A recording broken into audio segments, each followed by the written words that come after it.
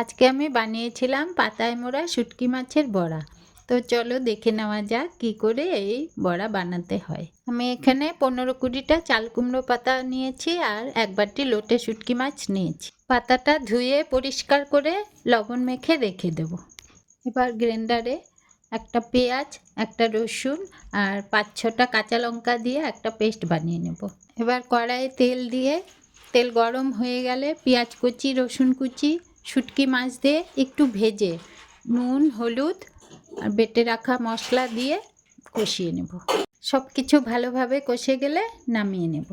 এরপর নুনে ভেজানো পাতাগুলো চিপে একটা থালাতে 2টো করে পাতা বিছিয়ে নিয়ে বানিয়ে রাখা পুর দিয়ে পাতাগুলো মুড়িয়ে গরম তেলে ভেজে নিয়ে নামিয়ে নিলেই রেডি আমাদের পাতায় মোড়া শুটকি মাছের বড়া।